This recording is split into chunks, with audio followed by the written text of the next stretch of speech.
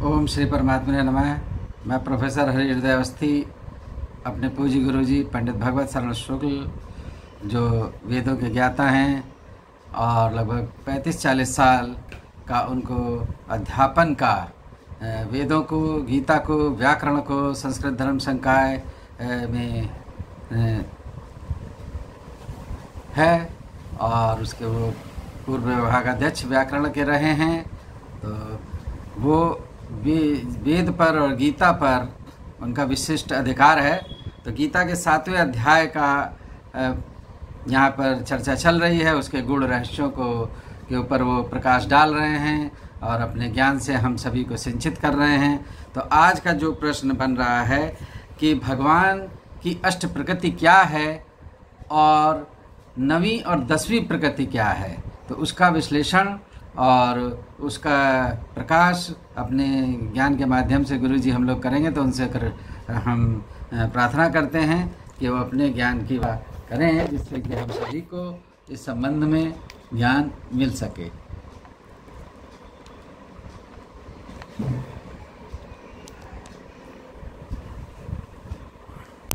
सशंख चक्रम सकिरीट कुंडलम सपीत वस्त्रम सरसीरुहेक्षणम सहार वक्षस्थल कौस्तुभश्रियम नमामि विष्णुं शिरसा चतुर्भुजं मूकं करोति वाचालं पंगुं लंघयते गिरिं यत्कृपातमहं वंदे परमानंद माधवम।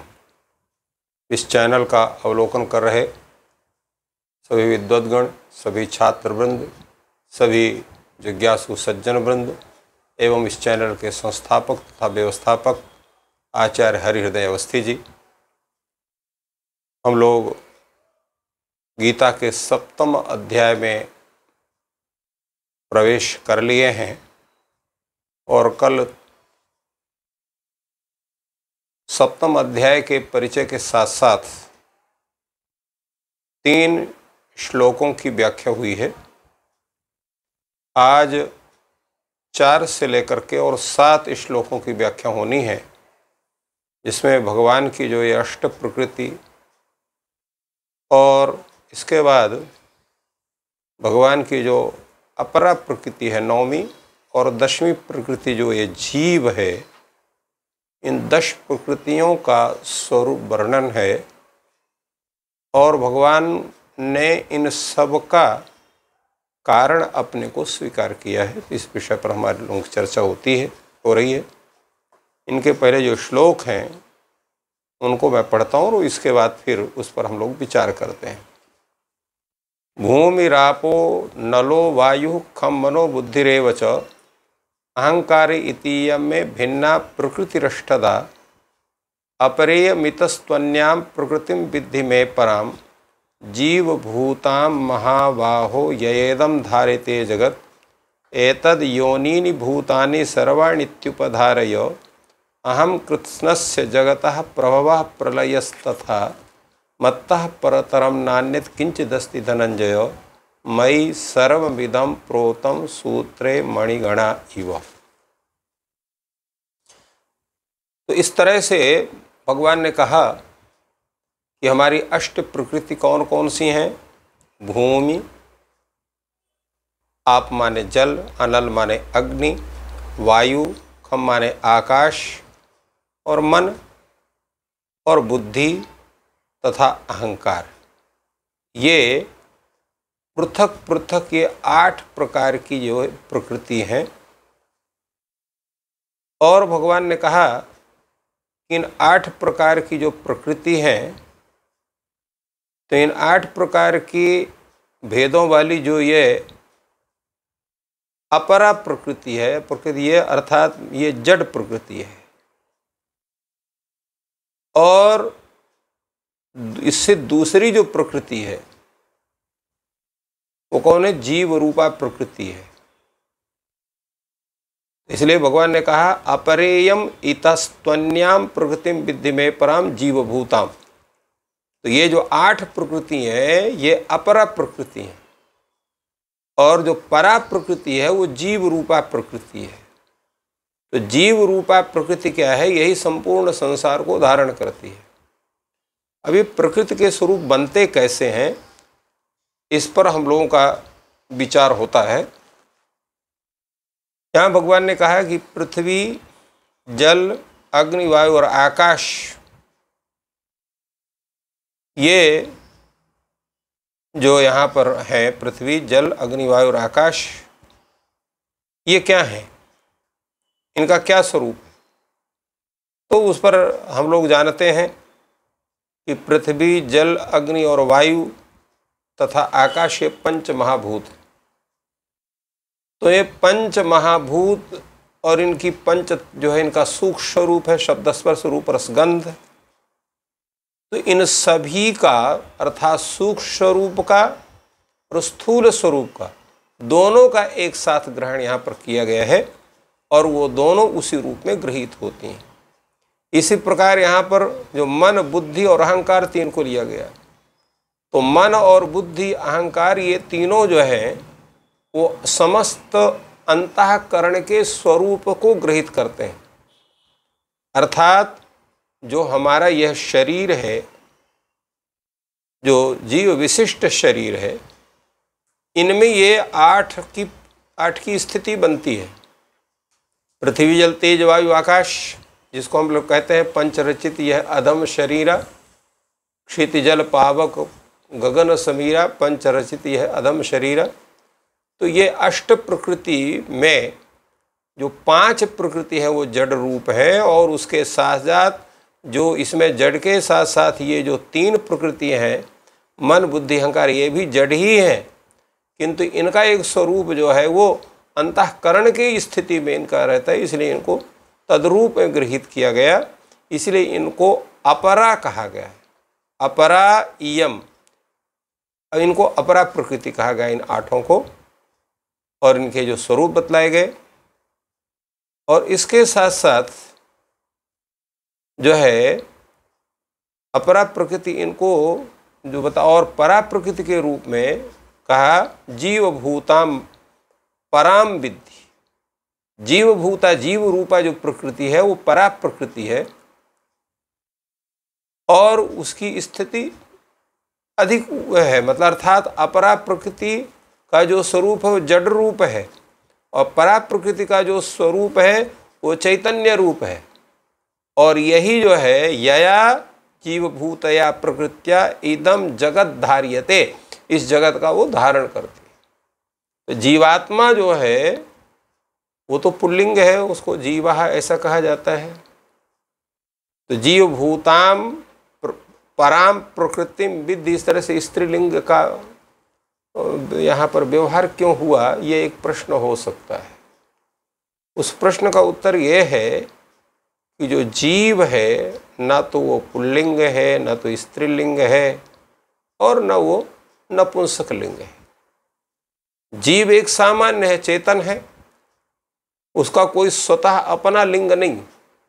हाँ, तदवाचक शब्द के लिंग हो सकते हैं, जैसे प्रकृति, परा प्रकृति रूप उसका एक वाचक शब्द हो गया, एक जीव उसका वाचक शब्द हो गया।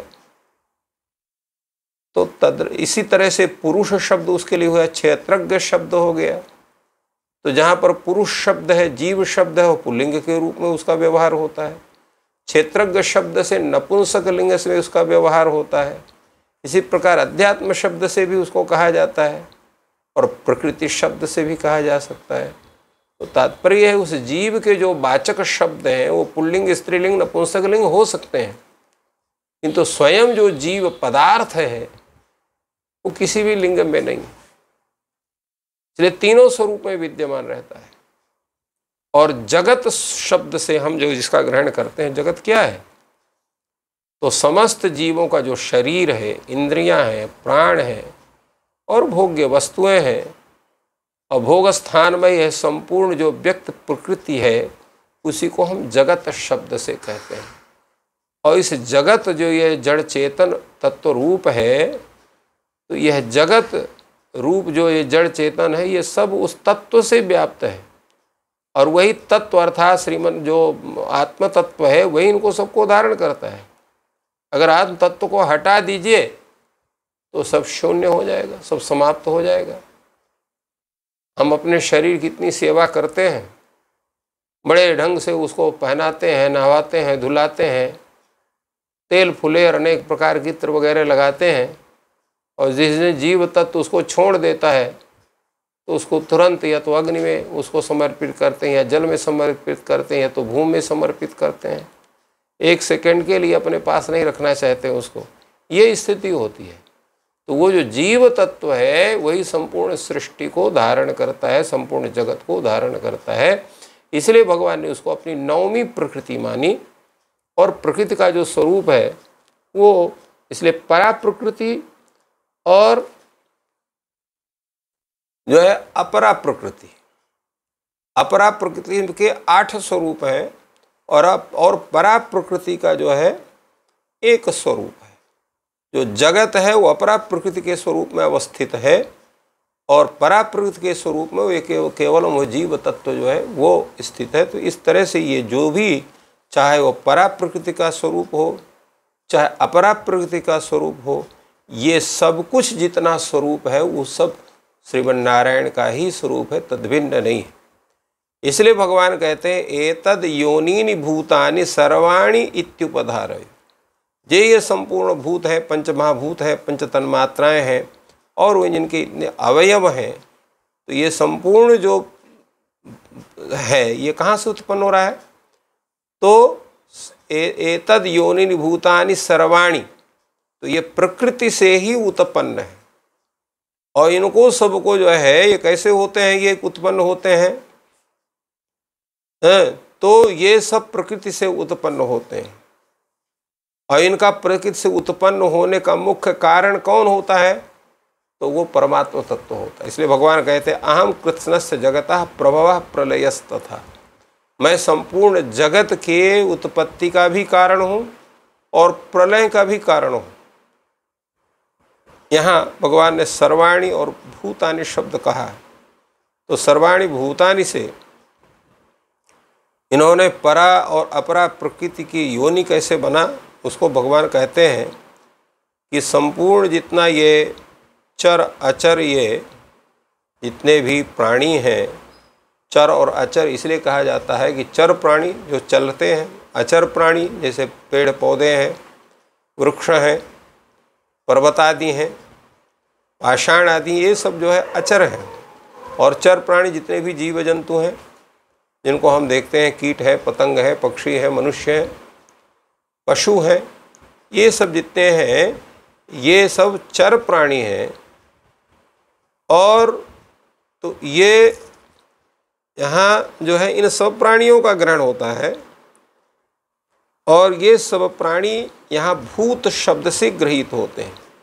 सर्वाणि भूतानि शब्द से भगवान ने कहा। और समस्त सजीव जितने प्राणी, उनकी उत्पत्ति, उनकी स्थिति और उनकी वृद्धि, ये सब प्रकृति के जो अपरा और परा जो प्रकृति है उसके संयोग से इनकी सबकी स्थिति बनती है। इसलिए इनकी उत्पत्ति जो दोनों प्रकार की है उसका मुख्य कारण भगवान श्रीमन्नारायण है। इसलिए वो कहते हैं कि संपूर्ण प्रकृति का मैं भी कारण हूँ, अर्थात इसका सबका उत्पादक भी हूँ, सबका स्थिति भी मेरे द्वारा होती है और सबका प्रलय होता है। जैसे आकाश है, आकाश में ही बादल उत्पन्न होते हैं, आकाश में ही बादल जो है वो छा करके आकाश को पूरी तरह से ढक लेते हैं, और आकाश में ही संपूर्ण बादल उसी में लीन हो जाते हैं। आकाश जैसा वैसा ही रहता है। इसी प्रकार संपूर्ण सृष्टि और परमात्मा के द्वारा जन्म लेती है, उसी परमात्मा के द्वारा वो अभिवृद्धि को प्राप्त होती है और उसी परमात्मा में लीन हो जाती है। इसलिए भगवान यहाँ पर कहते हैं कि अहम कृत्स्नस्य जगतः प्रभवः प्रलयस्तथा, मैं संपूर्ण जगत का प्रभव अर्थात उसको उत्पादक हूँ और उसको नष्ट करने वाला हूँ, और जो बीच की स्थिति दी है उसकी अभिवृद्धि करने वाला हूँ अर्थात उसका पालन करने वाला हूँ। तो भगवान जो है संपूर्ण जगत का वो उत्पादक भी है, पालक भी है, संहारक भी है, तीनों शक्तियों से संपन्न होकर के इस सृष्टि के स्वरूप को अवस्थित करता है। इसलिए भगवान कहते हैं, या प्रश्न ये हो सकता है, भगवान तो उसका उत्तर दे रहे हैं कि आपके अतिरिक्त और भी कोई ऐसा है जो संपूर्ण सृष्टि का उत्पादन कर सके, उसका पालन कर सके, उसका संहार कर सके, या सृष्टि के स्वरूप को बना सके? तो भगवान कहते हैं नहीं, मत्तः परतरम किंचित अन्यत न अस्ति। मुझे छोड़ करके कोई भी ऐसा व्यक्ति नहीं है संसार में जो इस सृष्टि का उत्पादन, इस सृष्टि का पालन, इस सृष्टि का संहार कर सके। क्योंकि जो संपूर्ण सृष्टि है, मयि सर्वम इदम प्रोतम, संपूर्ण सृष्टि मेरे में समाहित है। जैसे उन्होंने उदाहरण दिया, सूत्रे मणिगणा इव, जैसे माला होती है और माला के जितने मनके होते हैं तो माला के सूत्र में सब पिरोए रहते हैं, और जब पिरोए रहते हैं तो एक माला का स्वरूप रहता है, और माला जो खंडित होती है तो सब वो पृथक हो जाते हैं। ठीक इसी ढंग से जो संपूर्ण संसार है, जितने भी जीव हैं, जितने भी प्रकृति के स्वरूप हैं, सब परमात्मा के माध्यम से एक सूत्र में बंध होकर के सृष्टि के स्वरूप को उपस्थापित करते हैं। और परमात्मा जब उस क्रीड़ा से अपने तृप्त हो जाता है तो उसको समाप्त कर देता है। जैसे एक छोटा सा बच्चा है, अब वो गांव के बच्चों को लीजिए, वो जब धूल धूसरित होकर के खेलता है, अनेक प्रकार के घर बनाता है, आंगन बनाता है, पूरा एक गांव को बसा देता है अपनी जो है कल्पना से, और जब खेल करके वो उसका मन भर जाता है तो सब मिटा करके उसको और अपने घर चल देता है, अपने कपड़े को झाड़ करके। ठीक उसी ढंग से ये भगवान की क्रीड़ा है। इसलिए उपनिषद में कहा गया है, सदैव एक अग्र आसीत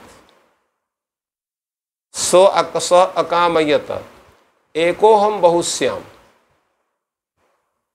वो स्वयं परिकल्पना करता है कि मैं एक हूँ, बहुत से रूप में हो जाऊं, तो वो अपनी कल्पना से, अपनी माया से, अपनी इच्छा शक्ति से संपूर्ण सृष्टि की रचना करता है, और सृष्टि रचना के पश्चात संपूर्ण सृष्टि का वो पालन भी करता है। और जब इस सृष्टि के खेल से वो उसका मस्तिष्क या उसका मन या उसकी इच्छाएं जो वो पूर्ण हो जाती हैं, तो वो सबका विनाश करके, संहार करके, और पुनः वो एक रूप में होकर के और स्वतः में रमण करता है। संपूर्ण विश्व उस परमात्म तत्व का चिंतन करता है, और जो परमात्मा तत्व है वो स्वयं स्वचिंतन करता है। तो ये एक स्थिति है। इसलिए कहा मत्तः परतरम नान्यत् किंचित् अस्ति धनंजय। भगवान कहते हैं संपूर्ण जितने भी सृष्टि का ये स्वरूप है वो मुझसे पृथक नहीं है, ये सब उसी तरफ से मेरे में जो है स्थित है। जैसे एक सूत्र में माला के मन के पिरोए रहते हैं, वो संपूर्ण सृष्टि मेरे में पिरोई है। तो इस तरह से भगवान ने अपने इन शब्दों के द्वारा हम लोगों के सबके कल्याण के लिए इस प्रकार के उपदेशों को दिया।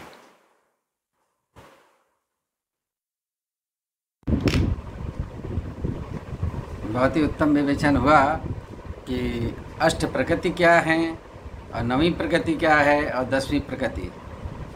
तो यहाँ पर आयुर्वेद के पक्ष को हम लोग थोड़ा सा डिस्कस करेंगे कि आयुर्वेद में चरक संहिता है और सुश्रुत संहिता है। तो दोनों संहिताओं में सृष्टि निर्माण की प्रक्रिया बताई गई है। जो सुश्रुत संहिता में सांख्य दर्शन से ली गई है, जो सांख्य दर्शन सृष्टि विकास क्रम को बताता है, तो उसमें भी अष्ट प्रकृति बताई गई हैं। तो चरक में जैसे है तो अव्यक्त, महान, अहंकार और पंच तन्मात्रा, तो इस तरीके से अष्ट प्रकृति वहाँ पर उन्होंने बताई। लेकिन यहाँ पर जो ये श्लोक आ रहा है तो इसमें मन भी आ रहा है। तो एक ये जो चीज़ यहाँ पे हुई तो थोड़ा सा भेद यहाँ दिख रहा है। और उसके बाद जो है अहंकार ही जो 3 रूप में हो जाता है। जब जैसे हम सांख्य के अनुसार अगर चलें तो सात्विक और राजस अहंकार से 11 इंद्रियां उत्पन्न होती हैं, और राजस और तामस से 5 महाभूत जड़ प्रकृति या जड़ पूरा जो है अचेतन सृष्टि का निर्माण, और सत्व और रज से जो है चेतन सृष्टि का निर्माण, एकादश इंद्रियाँ। तो इस प्रकार से ये सृष्टि का निर्माण की बात हुई। तो यहाँ पे थोड़ा सा भेद लगा कि मन जो था वो एकादश इंद्रियों में था, और यहाँ जो है उन्होंने प्रकृति में गणना कर ली, तो वो अचेतन में की। और आयुर्वेद भी मानता है कि मन जो है अचेतन होता है, और जो उसमें चेतना जो है वो आत्मा से आती है। तो अकेला मन जो है कुछ नहीं कर सकता जब तक कि उसमें आत्मा नहीं आती। इसीलिए चेतना धातु चक्रपाणी ने जो बताया, टीका की है अपने जो चरक का शारीर स्थान का पहला अध्याय है, तो उसमें जो श्लोक है जहाँ एक धातु पुरुष की बात की है, जहाँ पे कहा है कि ये चेतना धातु पुरुष है, तो वहाँ पे मन और आत्मा को एक साथ ग्रहण करके चेतना कहा। और तो इस प्रकार से ये विवेचन हुआ। और न प्रकृति न विकृति जो सांख्य में है, तो वो है आत्मा या पुरुष, उसको आत्मा की संज्ञा दी। और जीव शब्द जो बार बार इसमें आ रहा है कि परा प्रकृति जीव है, तो आयुर्वेद ने भी उस जीव शब्द को लिया है। और जो गर्भ की स्थापना के संदर्भ में एक श्लोक आया है चरक शारीर 4/5 में, शुक्र शोणित जीव संयोगे तू खलु कुछ गते गर्भ संज्ञा भवती।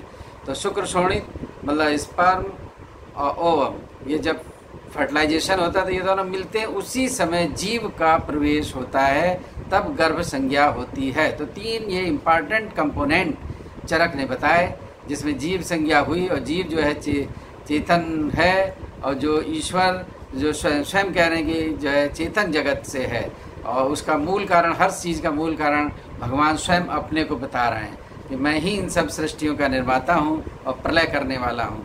और जो सुश्रुत का कॉन्सेप्ट है कि उसमें जो है 25 तत्व की बात है, तो वहाँ गर्भ के लिए उन्होंने बोला है, श्लोक बोला है,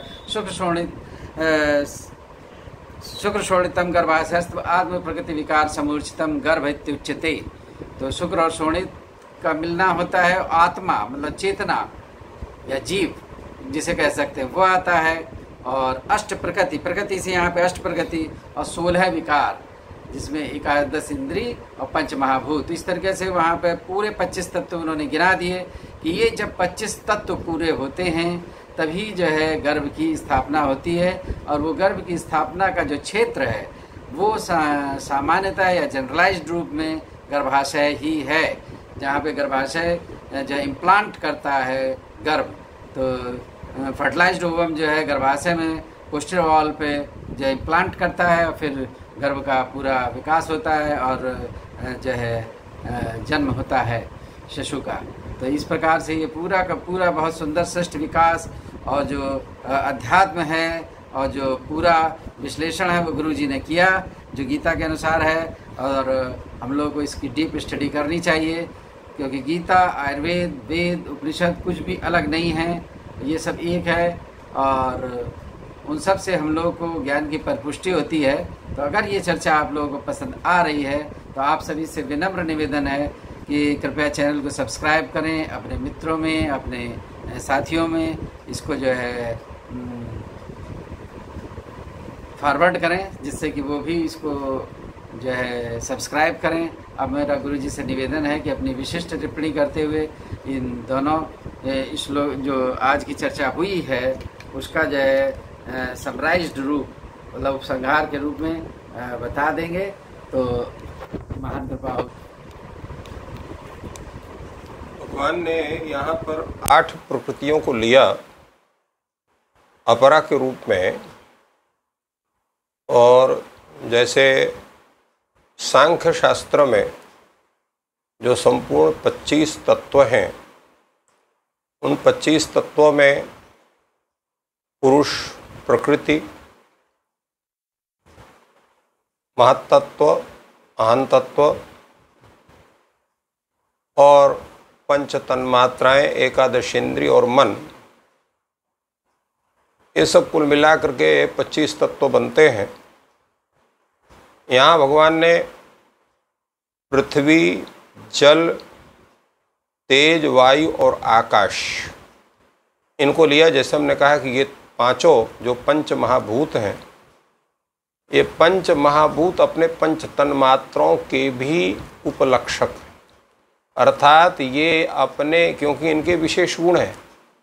जैसे पृथ्वी का मुख्य गुण गंध है, जल का मुख्य गुण रस है, अग्नि का मुख्य गुण तेज है, वायु का मुख्य गुण स्पर्श है और आकाश का मुख्य गुण शब्द है। तो उनको लेकर के ये वो रहते हैं, इसलिए ये 10 की है तो 5, परंतु गणना 5 की है किंतु ये 10 होते हैं। इसी प्रकार जो मन है, तो मन अकेले नहीं रहता है। मन क्या है? इंद्रियेश है, इंद्रियों का राजा है। तो वो 10 इंद्रियों के साथ उसका उपलक्षक होता है। और बुद्धि जो है वो बुद्धि के रूप में उपलक्षित है। अहंकार जो है वो अहंकार के रूप में उपलक्षित है। तो कहने के लिए तो ये 8 हैं, परंतु इनकी पूरी जब गणना बनती है तो ये पूरे के पूरे 23 हो जाते हैं। तो भगवान ने इसको जो है वो सूक्ष्म तरीके से 8 में उनको इस जो है समेट दिया है। तो ये 23 तत्व, और इसके बाद 24वां तत्व उन्होंने जीव को लिखा, जो को परा के रूप में, और प्रकृति जो है उसको भी उन्होंने गृहीत करा, अपरा के रूप में उसको गृहीत किया। तो इस तरह से 25 तत्व की गणना इन 9-10 प्रकृति के अंतर्गत इनकी पूरी हो जाती है। ये भगवान का मुख्य रूप से कथन है। और उन्होंने कहा कि जितना ये प्रकृति का स्वरूप है ये मेरा स्वरूप है। तो उन्होंने 8 और 10 के बीच में, अर्थात 8 प्रकृति है जिनका वर्णन हमने अभी आपको बतलाया, और एक प्रकृति का स्वरूप जिसको हम अपरा शब्द से कह सकते हैं, और परा के स्वरूप में। तो ये जो परा अपरा जो प्रकृति है, प्रकृति का एक भिन्न स्वरूप है जिसको हम लोग कहते हैं और जो है त्रिगुण साम्यावस्था प्रकृति, सत्वरज तमसाम साम्यावस्था प्रकृति, वो प्रकृति का स्वरूप है। जिस समय वो किसी का जो है साम्यावस्था में, और जब उसको तत्त गुण का वैषम्य होता है तो वो उसके कारण से फिर वह अहम तत्व, बुद्धि तत्व, महत्त्व, अहम तत्व आदि की फिर उसमें जो है प्रसरवण होता है। तो इस तरह से भगवान ने इनके स्वरूप को बतलाया और कहा कि ये संपूर्ण जो परा रूप अपरा रूप प्रकृति है, ये संपूर्ण विश्व को धारण करता है। विश्व का जो स्वरूप है इन्हीं 25 तत्वों के माध्यम से बना हुआ है।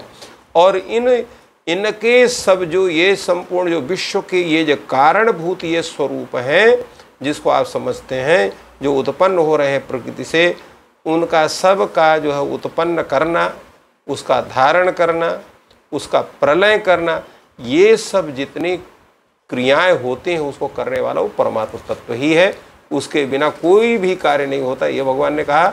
और उन्होंने कहा कि मेरे अलावा और कोई ऐसा जो है परम तत्व नहीं है जो संपूर्ण प्रक्रिया का संचालन करने वाला हो। ये भगवान ने स्पष्ट किया। बहुत ही सुंदर विवेचन किया। और जो सामंजस्य था, जो बात अभी उठी, तो गुरुजी ने वो स्पष्ट कर दिया कि सृष्टि विकास का जो क्रम है, जो सांख्य दर्शन ने बताया और जो यहाँ पर चर्चा हुई, तो उनका समन्वय बहुत ही सुंदर गुरुजी ने कर दिया है। और ये मेरे को लगता है यहाँ एक तरीके से जो आयुर्वेद में नहीं है, लेकिन यहाँ पर उन्होंने एक क्लासिफिकेशन बताया। एक क्लासिफिकेशन ये बताया, परा प्रकृति और अपरा प्रकृति, उसकी विशेष चर्चा आयुर्वेद के ग्रंथों में, जैसे चरक या सुश्रुत में विशेष रूप से नहीं मिलती, लेकिन यहाँ पर एक ब्रॉड क्लासिफिकेशन उन्होंने प्रेजेंट किया है भगवान श्री कृष्ण ने, कि परा और अपरा प्रकृति। तो ये चर्चा हुई और आप सभी ने इसमें भाग लिया, समय दिया, इसके लिए आप लोगों को धन्यवाद। और ईश्वर आप सभी को स्वस्थ रखें, आनंदित रखें, और जो है आप सबकी मनोकामनाएं पूर्ण हों। धन्यवाद। Thank you.